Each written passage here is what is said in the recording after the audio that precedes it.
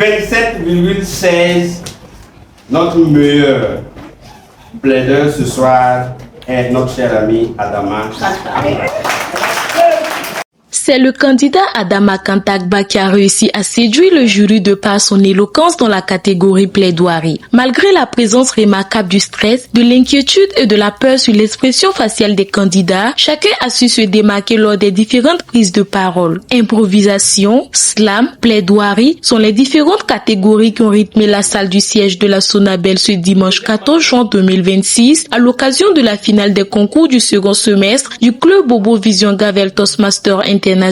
Bâtir des leaders jeunes, disciplinés et innovants pour un impact positif et durable est le thème qui a tenu en haleine toutes les catégories de cette finale. Chaque candidat a apporté sa touche de créativité afin de donner encore plus de vivacité au thème. Le président du club salue l'évolution de tous les candidats comparé à l'édition précédente. Merci beaucoup pour cette question qui est très pertinente parce que nous avons déjà organisé une première édition courant le mois de février et c'était formidable. Et nous avons voulu rebeloter, c'est-à-dire organiser cette présente édition afin de juger de l'évolution de nos membres.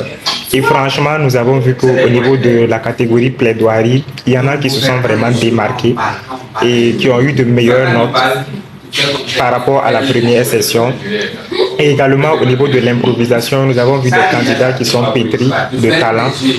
Au niveau du slam, le niveau d'une des candidates également s'est nettement amélioré. Et franchement, c'était une réussite, nous pouvons le dire ainsi. Les finalistes préparés depuis plusieurs semaines se sont succédés sur scène pour démontrer leurs compétences en communication, en argumentation et en expression orale. À travers des discours inspirants, des évaluations constructives et des interventions spontanées, les participants ont captivé l'attention du public et du jury. C'était vraiment pas simple parce que les autres candidats également, ils étaient vraiment très bien préparés. Ils étaient à la hauteur. Mais également, je tiens à les remercier parce que c'est grâce à eux que j'ai réussi à donner le meilleur de moi. Remercier également toute la famille qui est venue ici.